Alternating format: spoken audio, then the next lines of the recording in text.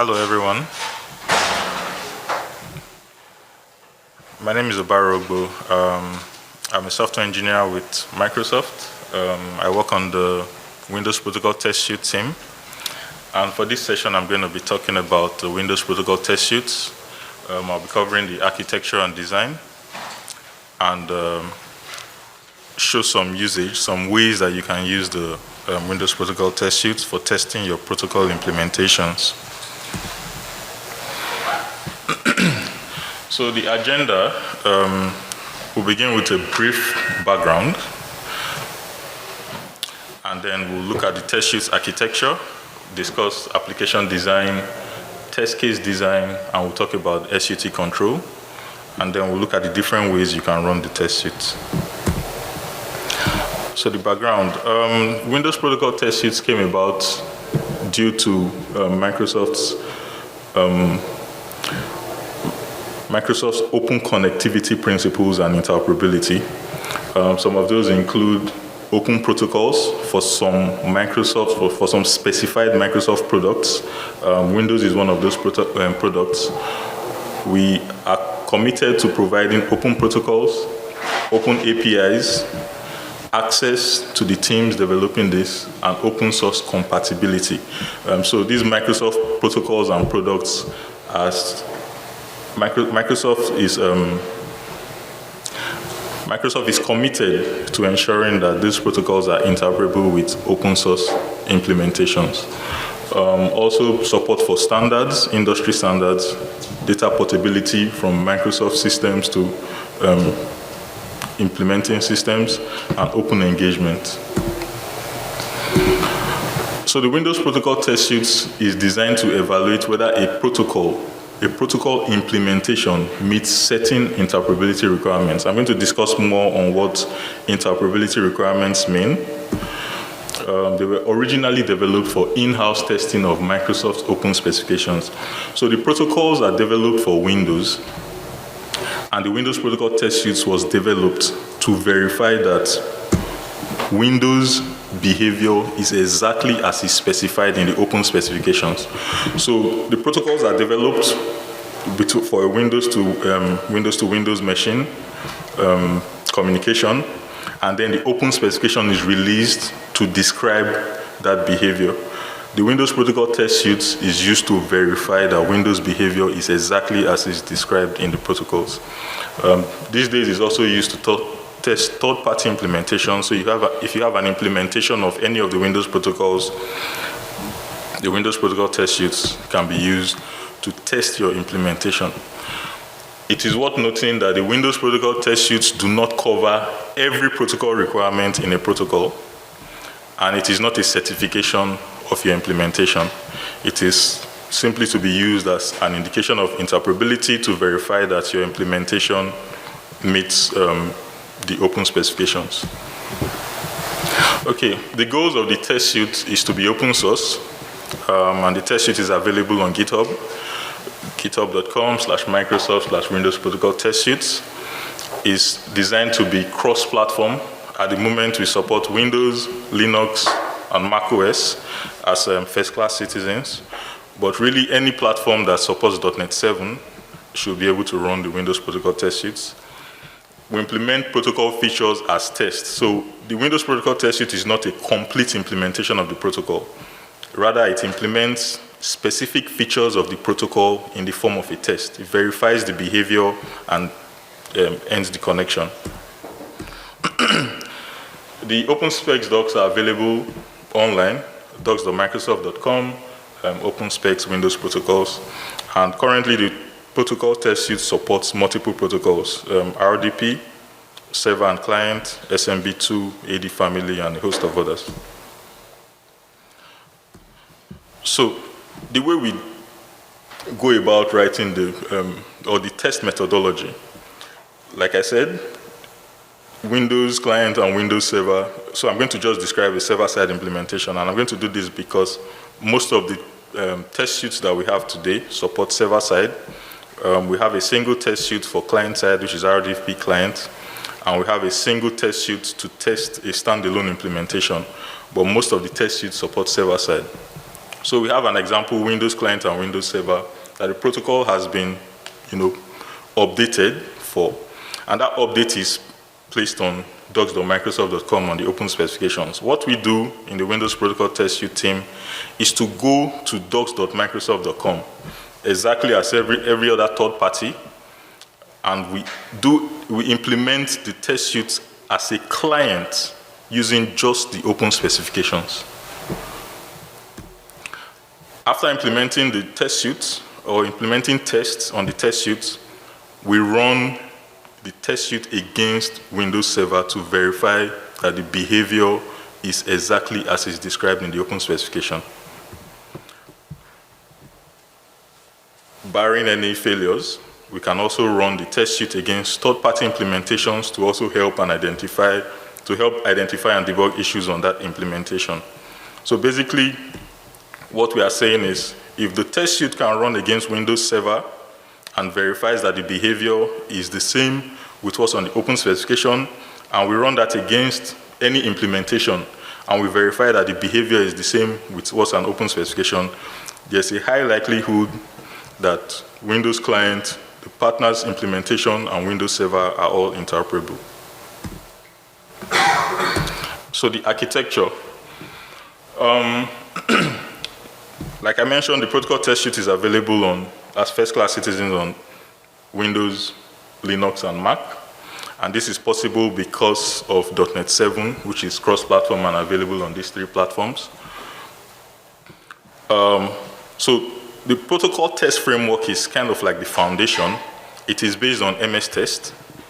And it's an extension of MS Test, and it's what is used by all the test suites. The Proto SDK is a collection of libraries that each test suite uses, and then we have separate test suites. So for file server, we have a test suite that caters to file server, MSMB2, FSA, and so on. We have a test suite for RDP client, and we have a test suite for RDP server, among others. And then the final layer of this architecture design, we have the PTM service and PTM CLI. So the PTM service is a web service that you can use to run the test suite with a GUI. PTM CLI, like the name says, is designed to be run headless, so you can use that in your pipelines for CI/CD and testing of your implementation. Okay, delving more into the protocol test framework is a completely separate project from the protocol test suite. It's available on GitHub also, it's open source. It extends MS Test, and it provides a base version of configuration, logging, interfaces or adapters, and network capture across all the protocols. So if you've used any one of the protocol test suites, for example, file server, you should be able to, with minimal differences, run any of the other test suites like WSP, RDP client, and so on. The Proto SDK is a collection of libraries that each of the test suites uses. So if you look at the diagram on the right, you can see some of the libraries that make up the Proto SDK. So these libraries are usually used across different protocol implementations. So they can be used across the test suites. Some libraries are used for file server, they're also used for RDP, and so on. So the Proto SDK implements core protocol behaviors and the specs. So it defines the PDUs, crypto implementations, network packets, network connections, and so on. It's a sub-project in the Windows Protocol Test Suite project. Okay.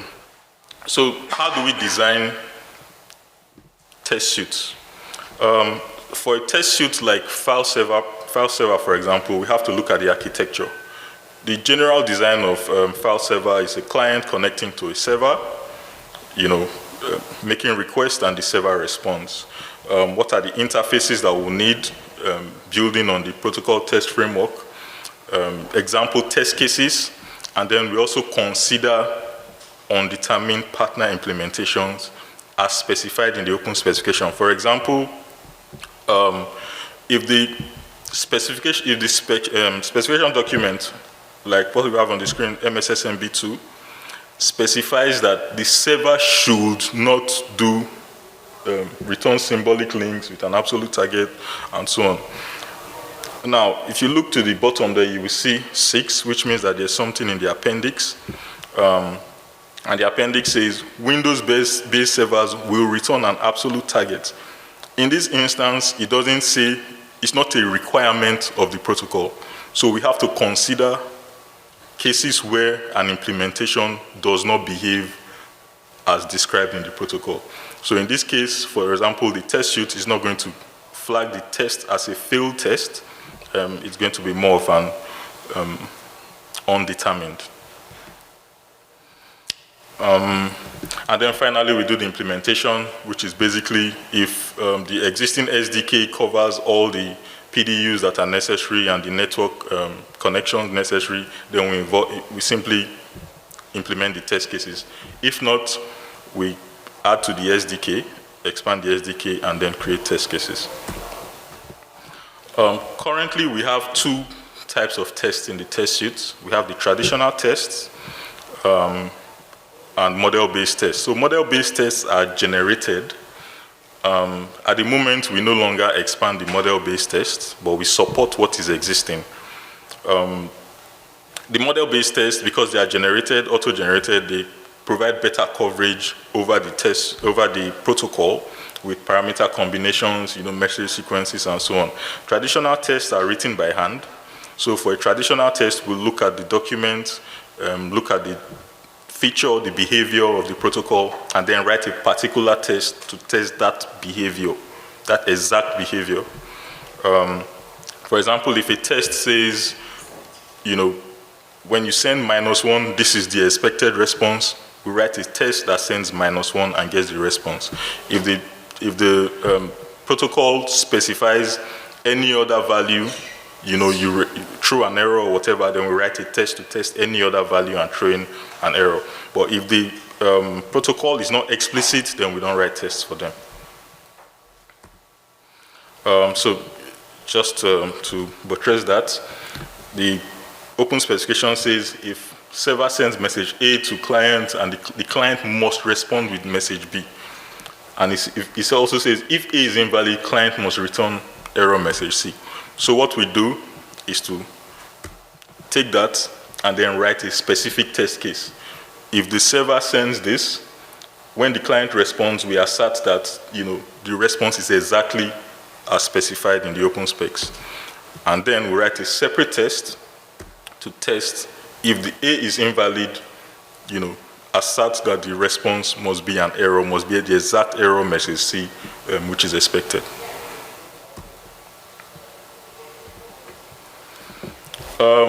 We also have something called an SUT control. So this is used when the SUT refers to the system under test. We use this when we want to modify the behavior of the SUT outside of the test. So the behavior of the SUT is not directly related to the feature we are testing. For example, for RDP clients, the connections have to be initiated from the client to the server. And the server is the driver computer where we have the test suite running. So we'll need to trigger the client to initiate the connection. In that kind of instance, we need an SUT control. We need a way to control the SUT to force it to trigger that connection. So we developed something called a protocol. We developed a protocol to manage that process. We call it the SUT remote control protocol. So there are control adapters on the driver, and we have implementations in PowerShell, Shell. Interactive is basically print something to the screen, and whoever is running the test, you go to your SUT and call it manually. And managed, we have a control agent running on the SUT, and the managed sends messages to the SUT control agent, and that automatically runs what is needed on the SUT. So the SUT control agent, we have implementations in C#, Java, C, and Python. These are all open source and available, for you to extend and use. Basically, the SUT control agent will be running on the SUT, listening on a specified port for control commands, and then based on that command, it runs. It's configurable. You can configure what exactly you want it to run on the machine before the test case runs. So this is currently the protocols that we have covered under the Windows Protocol test suite. For file sharing, we have the file server test suite, which covers, the protocol specifies the major ones: MS FSA, MS SMB2, and SQOS. We have a test suite, MS SMBD, that covers SMB over RDMA. For security, we have the Kerberos test suite that covers the protocols, the MSKILE, MSKK DCP, and so on. Then for remote desktop, we have RDP client test suite, which tests your client implementation, and we have RDP server test suite, which tests your server implementation. XCA is the only test suite we have that is standalone, express compression algorithm. So in that instance, we are testing your implementation of XCA. There's no server client. Currently, the Windows protocols are over 1,000. It's a very high number. Not all of them are really used outside of Microsoft. So we decide on what protocols to cover in the protocol test suite based on feedback that we get, from implementers. So if it's a protocol that's not really implemented by anyone, it's not a priority. But if it's a protocol that needs interoperability because it's been implemented outside of Microsoft, we'd love to hear from you, and then that will guide decisions to write a test suite for that. Currently, we have a bit less than 50 protocols in the test suite out of the over 1,000. So we've worked on multiple ways to use the test suite to try to make it as flexible as possible depending on your environment. The default is direct execution, which is similar to calling .NET test on the binaries generated. This is cross-platform, but to make it easier, we have PowerShell and shell batch scripts that you can use to execute this. The two main ones run all test cases. It takes no parameters. Once you call that, it's going to run all the test cases available in the test suite, and then run test cases by filter. You can use this to filter the tests you want to run. So for example, you can filter by name. If you know a part of the name, you want all tests that match a part of the name that contains negotiate, for example, or you want to match the exact test name, there are multiple. Well, the test suite is based on MS Test, and MS Test supports filtration and filtering. So basically, that is what we are doing. The bash script simply takes that and passes it into .NET test for you. Makes it really easy and straightforward. Another useful reason is that each test suite is implemented in form of a solution with projects that are localized to the protocols. So for example, under file server, we have like 6 different protocols. We have a binary or a project for MSSMB2, and we have a project for MSFSA, for example. So what this does is it handles, searching across all the different binaries for you. So all you really need to do is to execute the test case. Like I mentioned, it supports filtering with the fully qualified name. The name, you can use parts of the name or the whole name, and test categories. The PTM service is a user-friendly, GUI. One of the advantages of the PTM service is that we built in auto detection into the service. So for example, each test suite has a very high number of, config variables because, there are just a lot of different ways that, the servers can be set up, implementations are set up, and so on.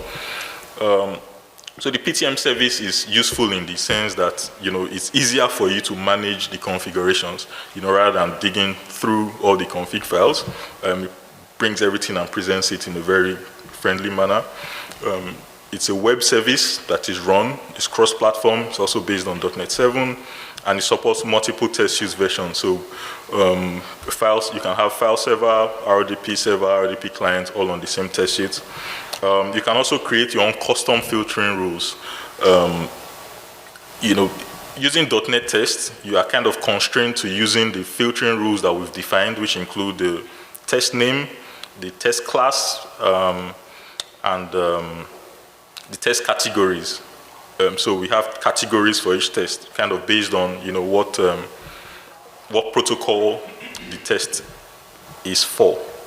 But with PTM service, you can create your own custom filtering rules, however you feel like, and you can export the configuration of your PTM service to your team members, for example, so that you can all run the same thing. Finally, we have the PTM CLI. So the PTM CLI is actually designed to integrate, pretty easily with your CI/CD, and it imports configurations. It can also import configurations exported from your PTM service. So the use case is you set up your PTM service, perform the configuration needed, and then you export that, and you can use that on your pipeline, headless. It also supports the custom filtering rules, very automation friendly, and it's also cross-platform. Finally, we have also created support for, or we've created a Docker image with the test suites embedded. Now, the Docker images are available at hub.docker.com. All the Docker images are based on Debian 11, and the Docker image supports PTM service, direct execution, or PTM CLI. So from the Docker image, you can either specify the usage as run PTM service, or run PTM CLI, or run batch files, which is the default, and it will run it exactly as if you have installed it on your system. Currently, the supported test suites are file server, RDP client, and WSP. Okay, like I mentioned earlier, the test suites that are in the protocols that we cover in the test suite is based on implementation. So, if you have an implementation of any Windows protocol, and you feel and that is not covered by the test suites, or there are some features that you are using that are not covered by the test suites, don't hesitate to contact us, reach out to us at testsuitehelp@microsoft.com. We'd love to hear from you. Thank you.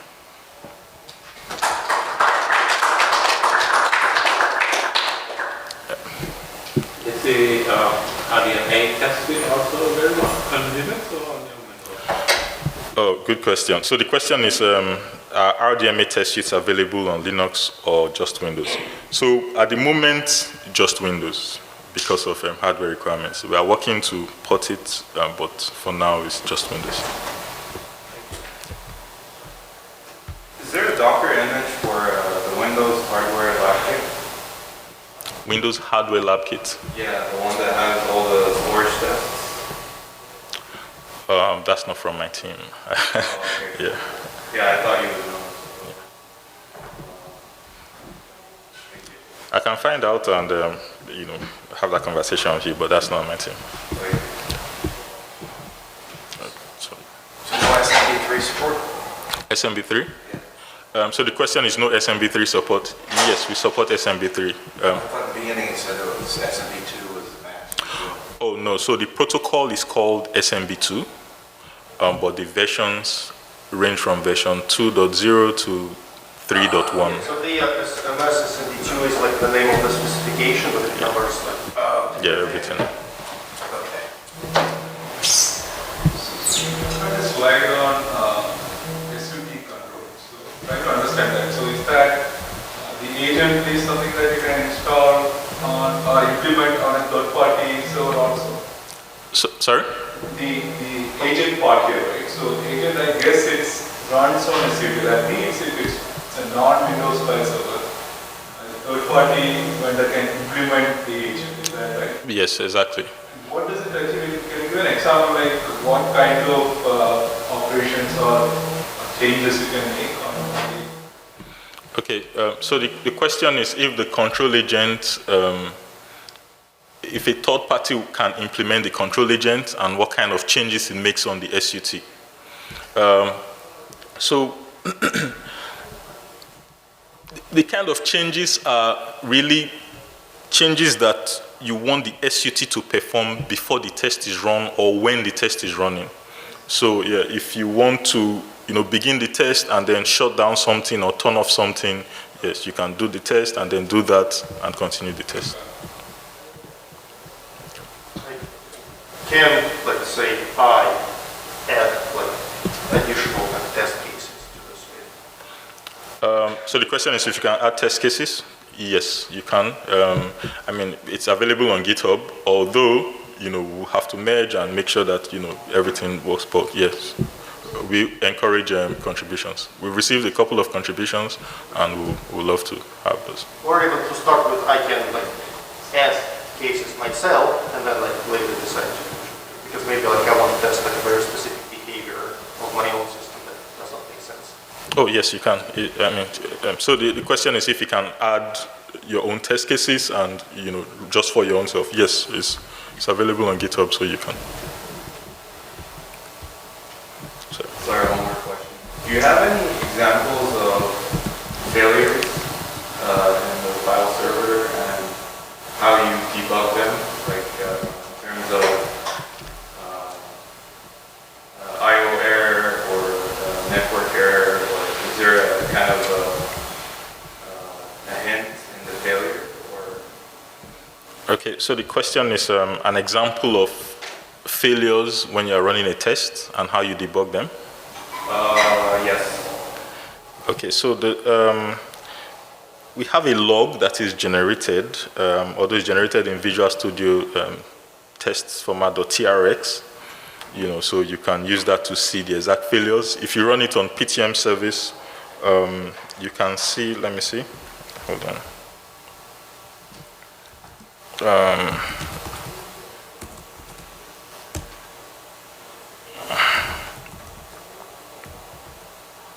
Okay, so what I'm doing is I'm running a PTM service on a Linux VM.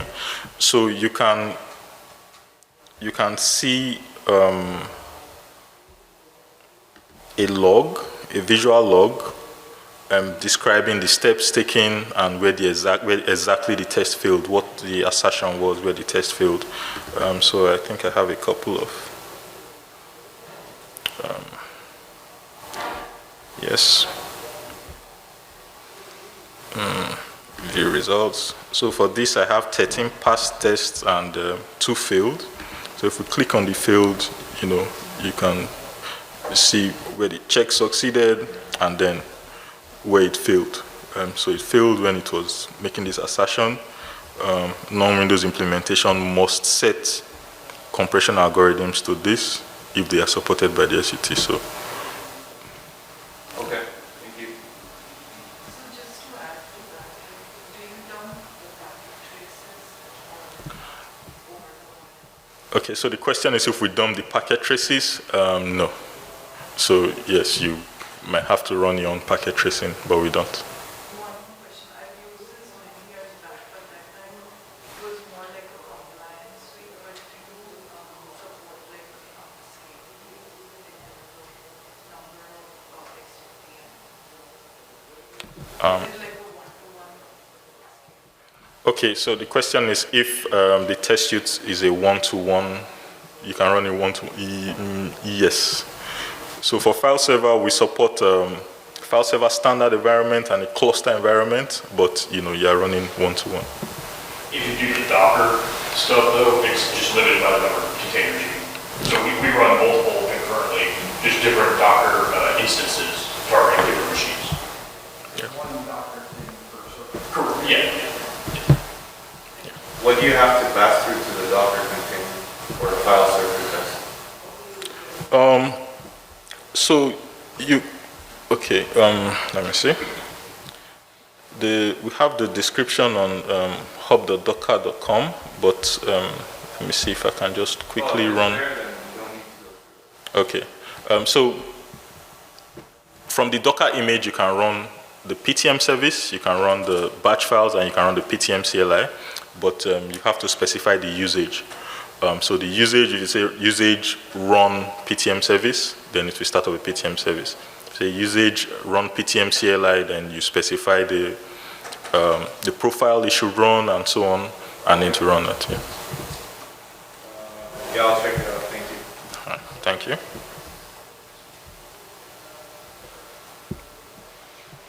Oh, I have a question. Just reiterating the previous question on network logs, this would be probably highly appreciated to have Wireshark compatible network logs from your tests, and in particular some kind of pointer where you test facts in the network trace. That would really help. Okay, so the comment is it will be helpful to have network traces as part of the logs and a pointer to where the test failed, if the test failed. Something like T-sharp. Yeah. No, I would rather prefer raw network traces, but Yeah, I get it. But it's easily implemented in Python. T-sharp, right? Should be.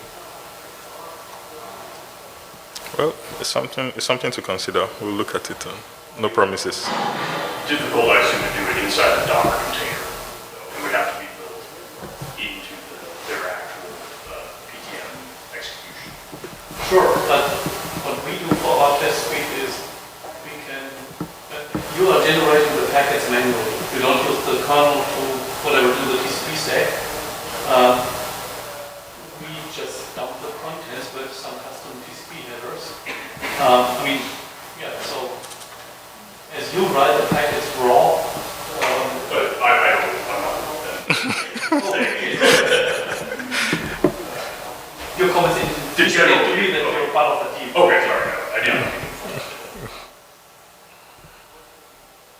You hand marshal the packets, and at some point you're sending them out. Yeah, well, we'll take that under advisement. We'll look at it and see how that can happen.